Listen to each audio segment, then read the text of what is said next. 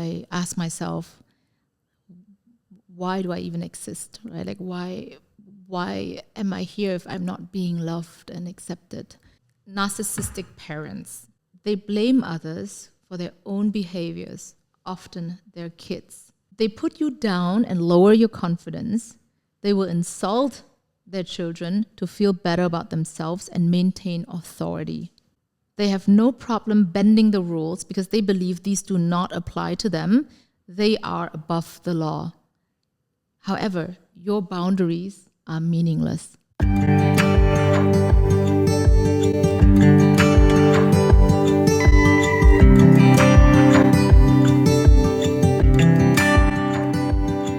Hi everyone, welcome to HeyJuni and to another episode of HeyJuni Unplugged. Our topic today is Mommy Doesn't Know How to Love.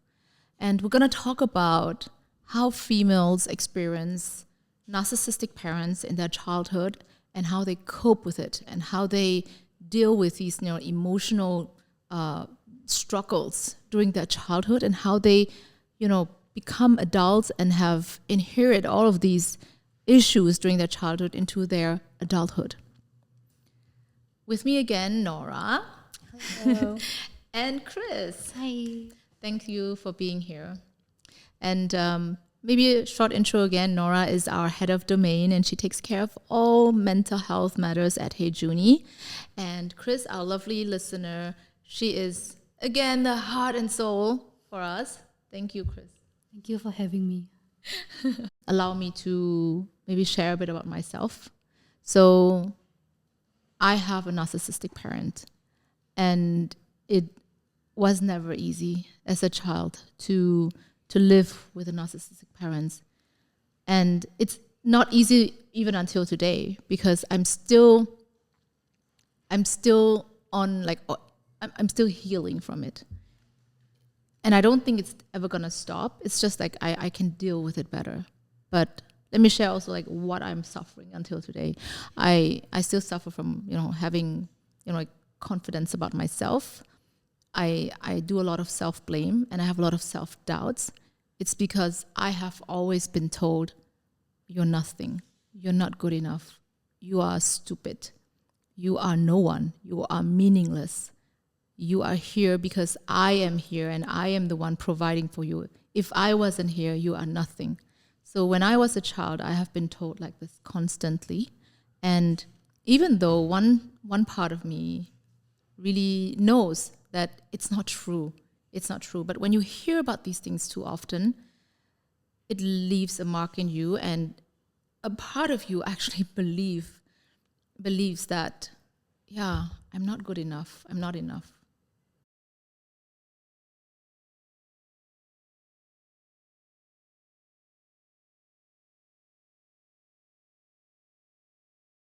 So, I mean, I've kind of found my peace over time, but during my early childhood, it was very, very, very difficult because I think in the previous episode earlier, Chris, when you shared, I definitely also went into wrong relationships to get the affirmation, to get the acknowledgement and love that I didn't have from my parent. Because now looking back and understanding about this more, I understand that they didn't know how to love. Yeah. So sharing my experience with you guys, we can we can talk a little bit further about that later. But have you actually experiences in like your own lives or in your professional work as well, like someone like me? From my clinical experience, I think I see a lot of clients, women, they come in, during their childhood life, because their parents are narcissistic, they are over-controlling, they don't respect the boundaries, and they lack of empathy. So it turned out the clients are so struggling because they feel they need to earn from any relationship. The love is not being given. They have to earn. So for example, in a relationship, they have to do whatever their partner asks them to do. so they can get the love. Otherwise, it's their fault. They have to work for it. Right? They're always seeking for permissions, affirmations, and they feel like they need to, also themselves too, they have a hard time to set a boundaries because they never being given a boundaries in their life. It's they feel suffocated in their life, in their childhood life, right? And I think still, even they're adult, they have a power, but they don't see they have a power. They feel like they are so inadequate. Whenever they are making decisions, they always think about, will my mom be mad? Will my partner be mad? Will my husband be mad? What should I do? So the decisions not always come from what they want. It's come from what their partner, what other people's expectation. And sometimes the expectation is unrealistic, right? So they feel like they are not valued as who they are. They are valued as what they do to the other person. I can definitely relate to that, especially, well, not right now, but like even to like the most irrelevant person in the world. I always feel like if I do something, I need to make sure that it pleases this person. I don't think about myself first as in like, okay, actually, do I want to do this? And this is the way I want it? Or is this the right way to do things, or to, you know, like, to approach something? It's always about, if I do something, does this person over there, right? Does this person, like, will this person like what I do? Yeah. And it comes also down to like me having a lot of insecurities, talking in public, going into an exam, even like meeting people. Even though I'm an extrovert person, I have a lot of insecurities in standing in front of someone and talking to someone new, like I just met. Maybe they can't see it, right? But I have a lot of insecurities because I've always been told, like, you're not good enough, like, you are so stupid, like, just like, shut up, right? And of course, like, when all of these things have been repeated over, you know, like a span of 20 years of my life, living together with my parent has left me, or has created this insecure personality in me. Right. And like you said, like, whenever I have to make decisions, whenever I have to step out and expose myself to, you know, like, the outside, I feel very insecure, actually. Right. And like, you feel like you always need to seek for validations, affirmations from outside, right? Not what you want to do, is from outside. Yeah. And I mean, so far it has not affected me as a mother. I have to be honest, because I have a younger brother, and he's 10 years younger than me. Like, how your sister's also 10 years younger than you. And I've seen the same thing happening to him through his entire childhood, until he becomes an adult. Like, whatever happened to me happened to him. So when I was able to see it, I could distance myself from it. And I told myself, I'm not gonna be the same person to do the same thing to my child. We spend all our energies are dealing with the anxiety, right? We are always walking on the eggshell. Will my partner be mad at me? Yeah. What did I do enough? Their intention, unconsciously, intentionally trying to please everybody. I think that feeling, the anxiety, and also a hard time setting boundaries. Maybe their partners or their families, their parents are over controlling, so they don't know they have the capacity to actually be a good parent.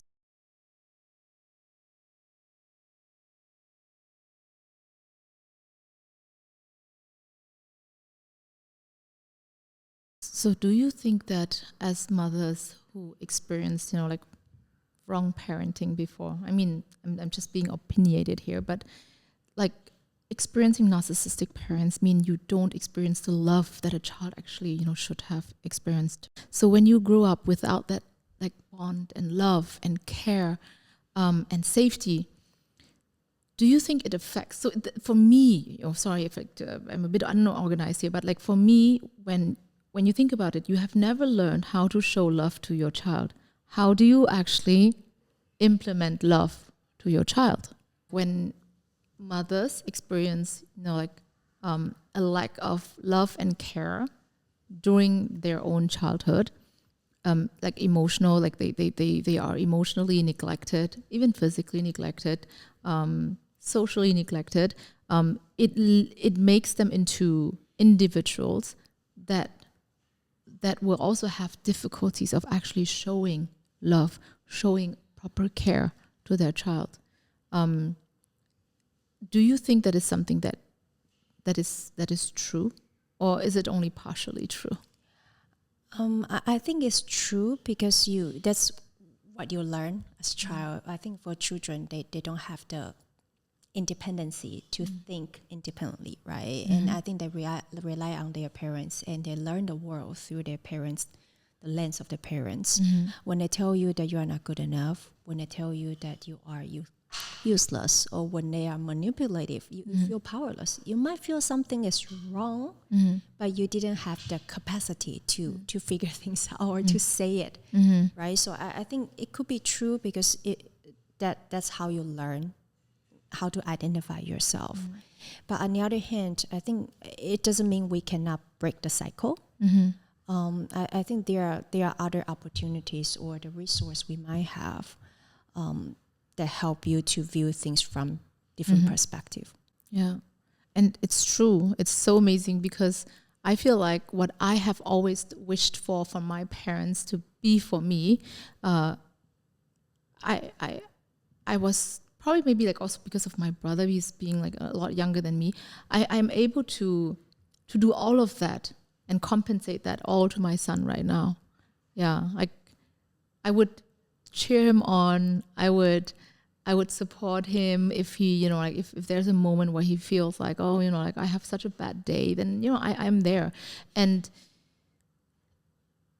it's true. Like you said, like, if you have not been able to develop these kind of like realization or awareness about it, it's probably very hard because the only thing you learn is how your parents actually, like not showing you love or proper love. Yeah. Maybe let me read out a few things about what a narcissistic parent is. Narcissistic parents, they need to be at the center and thrive on attention. They seek to fulfill and inflate their egos even when they should be focusing on their children. They blame others for their own behaviors, often their kids. They find it difficult to put their needs aside for the benefit of others. They play favorites. A child who agrees with a narcissist will continue to receive gifts and attention, while the other children may be emotionally neglected or abandoned. They use you for personal gain, for example, to get back at an ex-partner following a divorce or separation. They are manipulative and exploitative. Their love is conditional, and they frequently use manipulation tactics such as blaming, guilt-tripping, or setting unreasonable expectations to control their children. Narcissistic parents are obsessed with maintaining their grandiose persona and image. They put you down and lower your confidence. They will insult their children to feel better about themselves and maintain authority. They are allowed to be emotional, but you are not. Narcissists may over-dramatize things or cause a scene if they are not receiving enough attention. But when their children express their emotions and opinions, they see it as weakness and will oppress such behavior. They are codependent. Thus, narcissistic parents may become codependent on their children or other family members to maintain their ego and self-importance. They might publicly humiliate or embarrass a child to hide their own insecurities to remain the best in the room. They have no problem bending the rules because they believe these do not apply to them. They are above the law. However, your boundaries are meaningless. So reading all of this, I feel I resonate so much. Yeah, because every point in here is something that I actually experienced. I know this is not about me, but I think what I want to share here is that there's this term called the mother wound, meaning a mother who experiences something like that will carry on with this trauma. And like Nora said earlier, there are people who are able to break that cycle, but there are people who are not.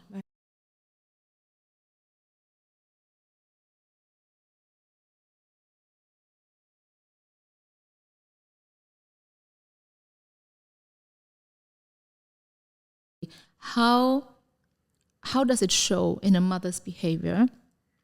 This mother where this mother has this narcissistic parent before, like what behaviors or what type of parenting would she implement to her own child now that she is a mother? I think it could over-controlling, and they have a hard time to regulate their emotion because they were being manipulated, right? And when they were young, their parents are very unpredictable because it really depends on if you're doing things to fulfill their need. So I think that the mother from the narcissistic parents could have a hard time to regulate their emotion, and they could either overprotective their children, or they withdraw their emotions. Being cold. And the lack of empathy, right? So it's hard for them to make connections, bondings with their kids because they never learned that from their parents.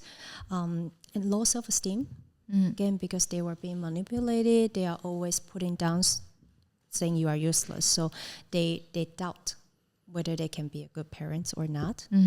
And they internalize, I cannot be a good mother, because they are always told you cannot be a good mother. So when they doubt their parenting, and they believe they are not a good parents.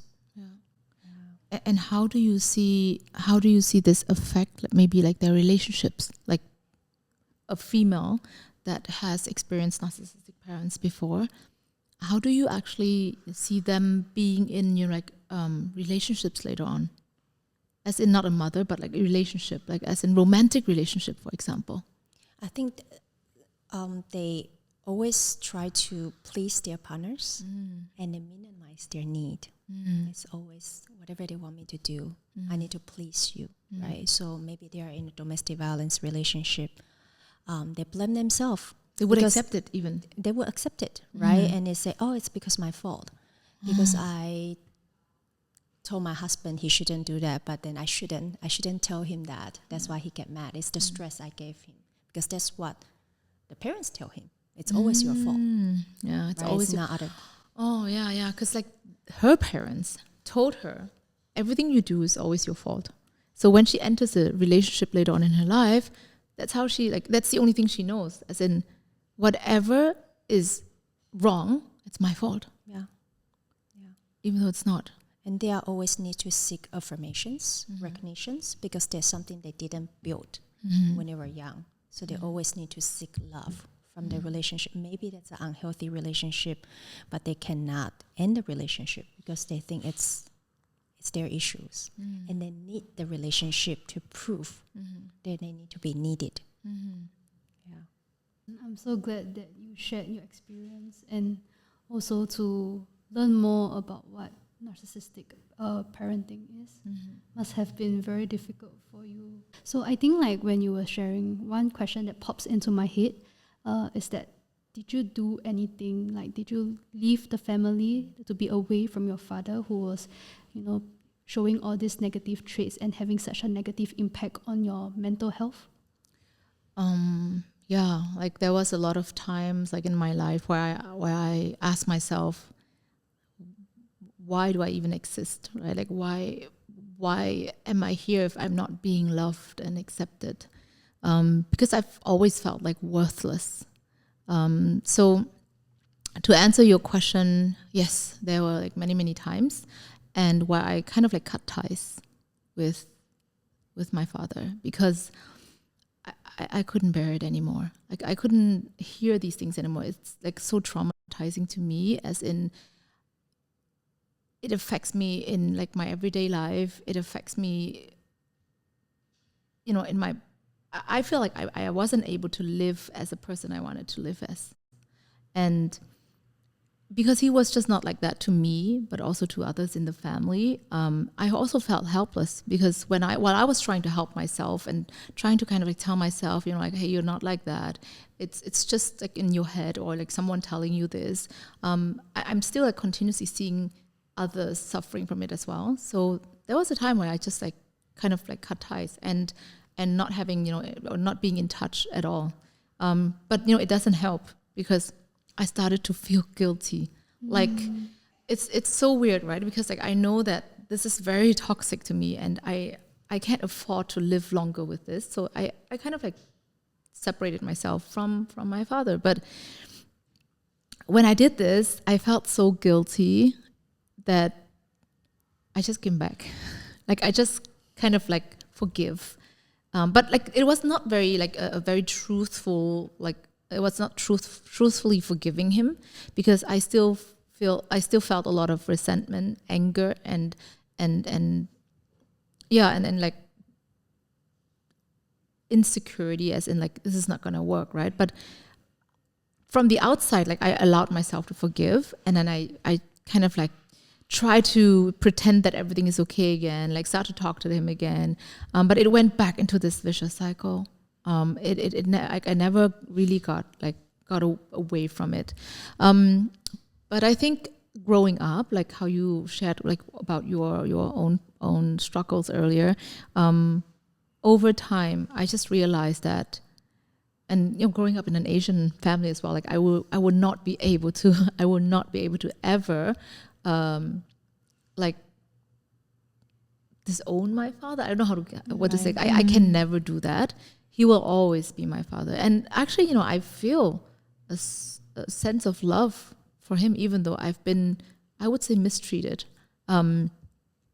So at some point in my life, actually, I started, my forgiveness journey, where I started to accept things. And not in a negative way. Huh? It actually has a positive effect on me, because I know that, hey, like whatever I do, I won't be able to change this person. I won't be able to change my past.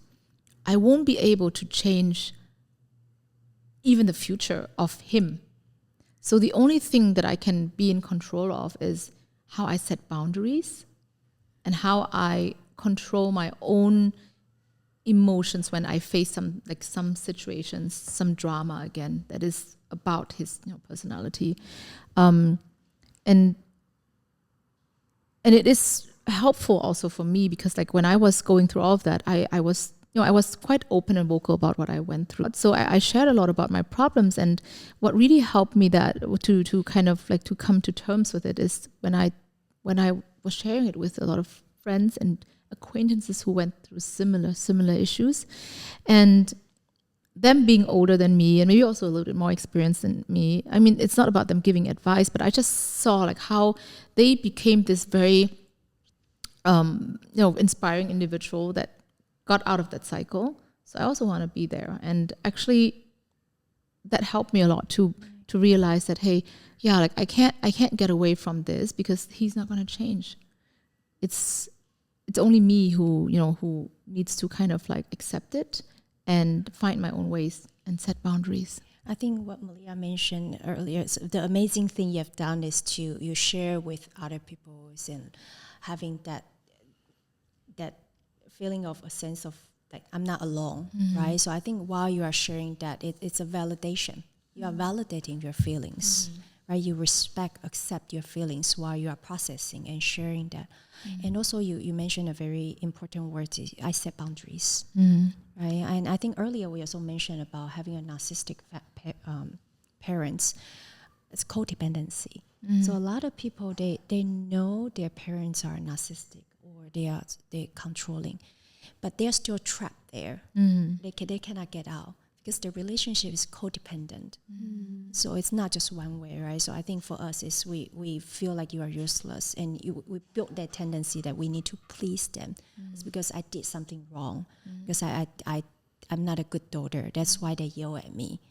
But it could be the expectation is unrealistic, but we already internalize those blaming, and we believe that's it. So we codependent. We don't feel we have the power that we can be independent.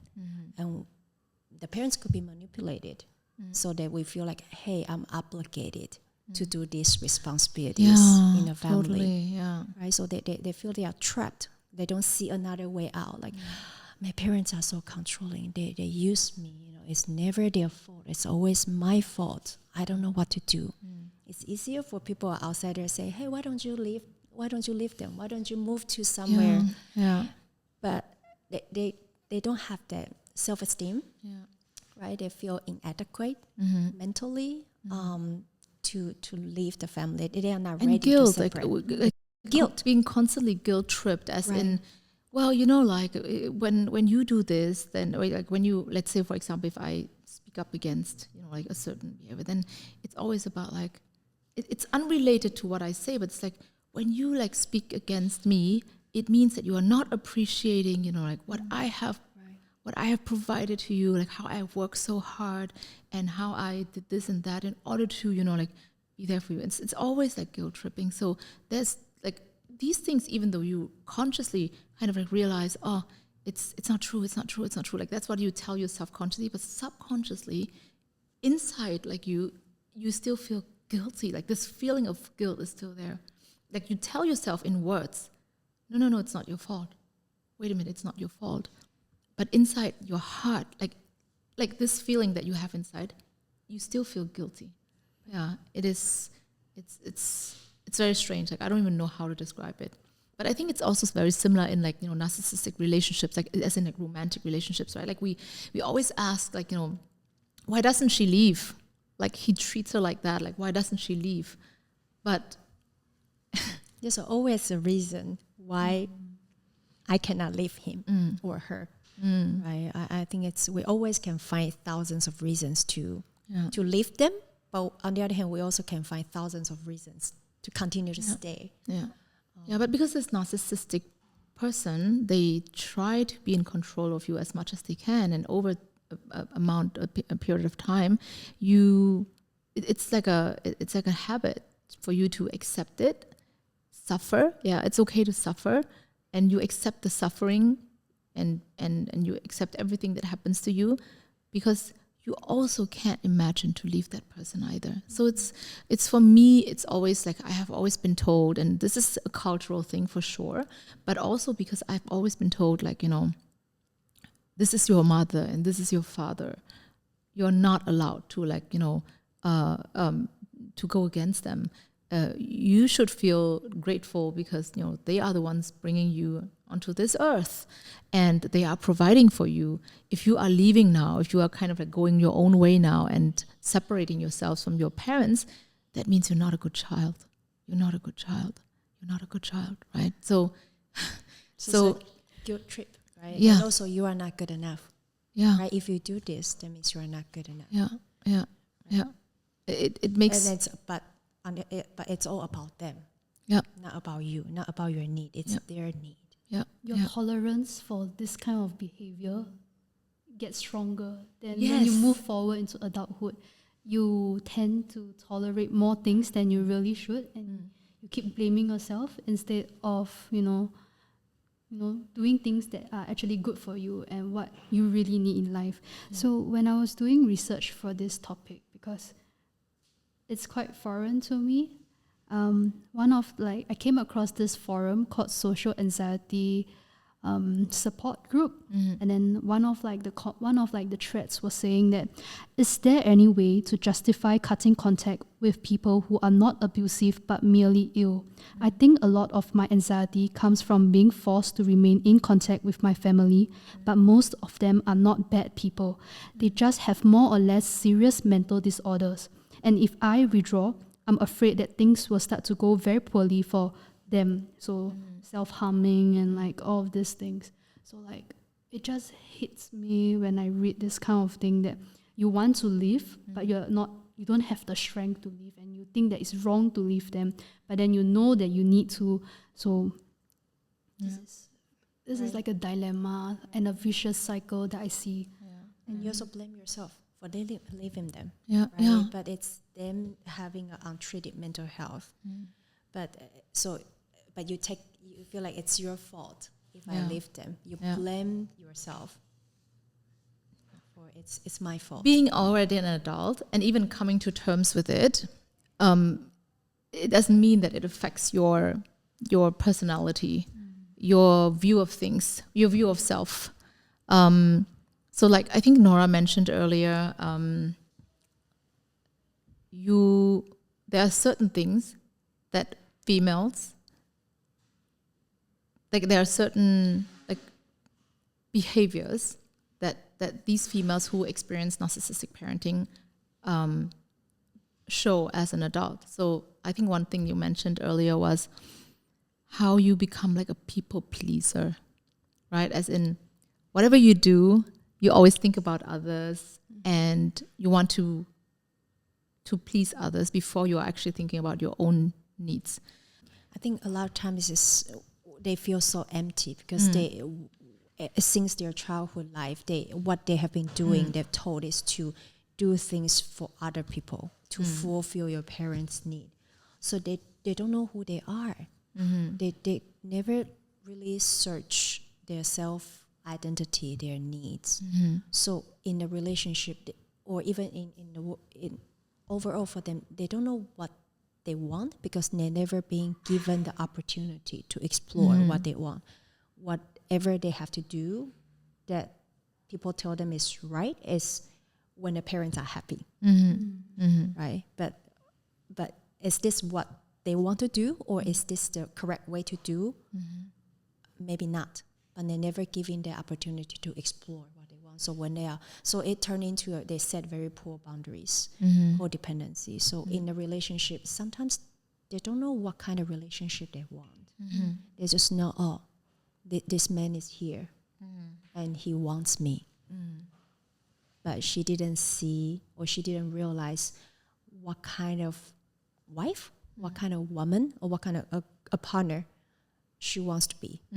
And also what's her ideal partner, because she doesn't know. She's so struggle, and her mentally so occupied,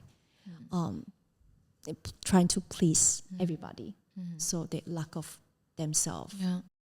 So it's like not setting healthy boundaries, lack of self-respect or self-love, trying to find affirmation from outside, from your partner, even if it's a wrong partner, not being emotionally aware about what she actually feels and what she actually wants, Right. what she actually needs, and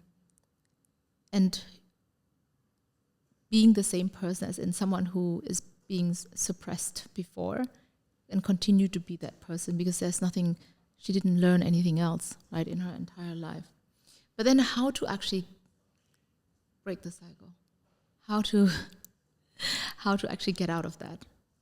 I think As an adult, right? Like let's say before in her past life, she experienced that narcissistic parents before, and she has developed all of these, like different things that we mentioned earlier, like lack of self respect and all of that, and being in a relationship that is like now bad, right? Herself, where she's being treated badly. How to break that cycle and how to get out of it?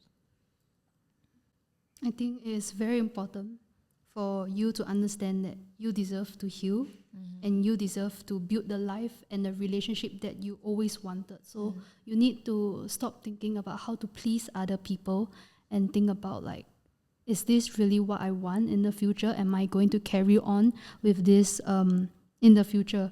Because like I see that when getting into like bad relationships and then like being tolerant of very toxic behavior, you just try to suppress it and try to tell yourself, oh, this is okay, this is normal, I am fine. But is this really how you want to live your life? So I think it comes and it boils down a lot to whether you have the awareness and whether you want to really make a change in your life. Because like you mentioned before, your father, who is a narcissistic parent, he is not going to change, unfortunately.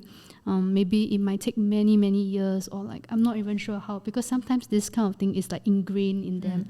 Maybe before that, his father was such a parent to him, and this is why he is, going down and treating you this way. So I think it boils down to a lot to you trying your best to get out of this toxic, this cycle and behavior, because you are not responsible for your parents' behavior.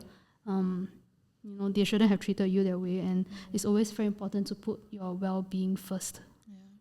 Yeah, I think it's a long journey to heal, and it is okay if you still feel you are trapped, because making changes, it brings you hope, but also that gives you a lot of anxiety and fear. Pressure, because you change yourself, it's you don't know what to expect, right? It's very unpredictable, right? A lot of times that your parents are very unpredictable, but you can predict that they're unpredictable.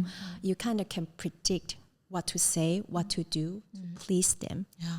But if you do things differently, it's hard to predict what they will do. Or if you are living this unhealthy romantic relationship, you have very low self-esteem. You probably told yourself, where else can I find another guy? Right? You want someone, you won't depend on somebody, which is, even though we call it unhealthy codependency, right? So I think it is a struggle, and it's a long way for people to recognize, even recognize and accept your past, that it's not your fault, that you went through this. I think first step is to validate your feelings, start self-caring, because we need to take care of ourselves, right? We cannot, I think like Chris said, we cannot rely on people to change. What we can do is to make small changes, like taking care of ourselves, the small step to start to build our awareness and also our self-esteem. Yeah.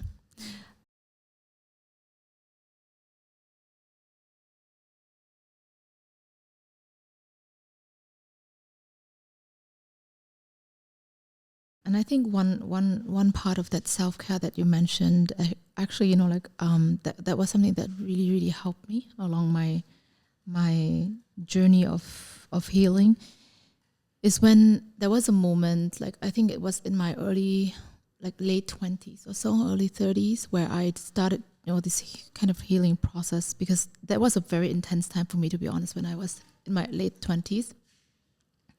And I was really feeling for that little girl. Like I was thinking about myself, how the hell did I survive that? Yeah, because it was very tough. It was terror all the time. And looking back, like I was trying to look at myself from a bird kind of view, and I even like saw my face, like how I was this little girl back then, and I just told myself at that moment, and this is like a moment of self-realization, and it is part of the healing and self-care.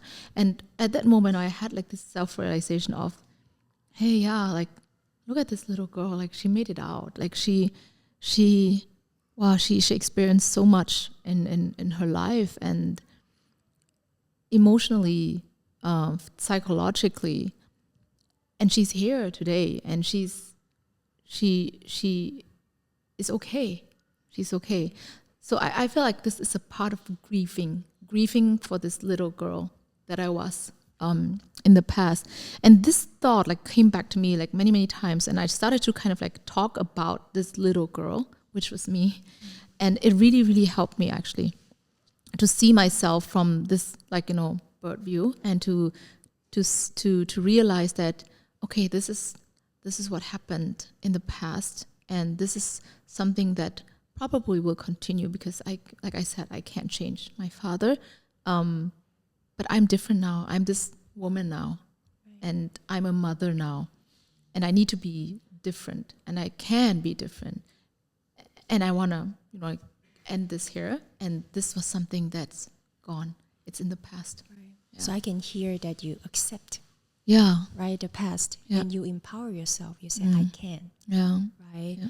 And I think I always tell my patients that every step, it is okay we take baby step, because we didn't have the skills. We didn't have that opportunity to learn to self-care and to boost our self-esteem when we are young. We were being manipulated, a lot of things. But it is okay. We start as baby step. When our kids first start to learn how to walk, they walk first step and they fail. They fell. Right? And next day or after a week, they can walk 5 steps and they fail. Right? We didn't expect them to run right away. So same thing to ourselves is, don't expect ourselves from being here to suddenly we know how to not how to set good boundaries, how to protect ourselves, because that's unrealistic expectation, right? Yeah. So and it turned out we feel like nothing works. I never be able to achieve here, right? So why don't we see this as a journey, as a process? Every day we take baby step, and it is okay. We walk 1 step and we fail, or we take 3 steps back, because it's a process, right? Self-exploring. You may a lot of times we feel worse before we feel better. It's not a linear process. Yeah. And I think what also helped is that when you actually have awareness about like building good relationships.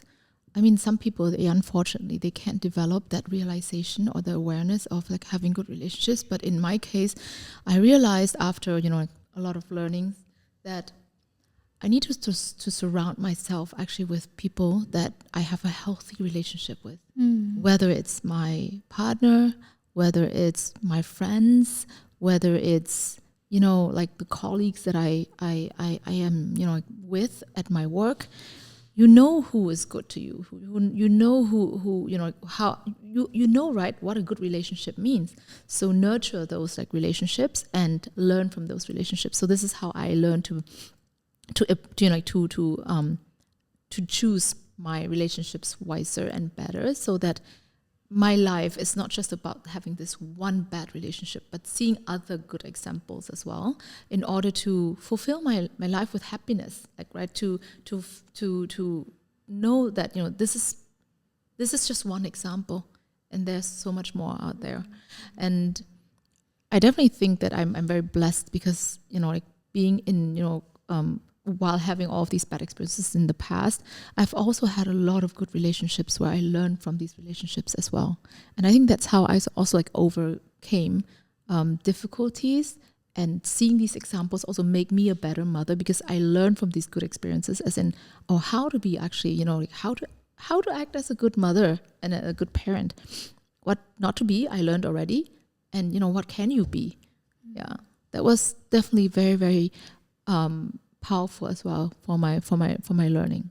Yeah. They say that the 5 people that you usually hang out with is like, it forms your personality and your character. And I do really believe that sometimes like when you're always with like a toxic friend, or you're always in like a very negative environment, it kind of affects your mental state as well. So it's very important for you to pick yourself up and look for people that genuinely brings you joy. And thank you for sharing. Yeah. Thank you for joining us on another episode of HeyJuni Unplugged. Grateful to have all of you. And again, if there are any comments, anything you would like to share with us, or just simply, like come to, like HeyJuni and be friends with us, let us know. Write us an email at contact@heyjuni.com. See you at the next episode. Bye.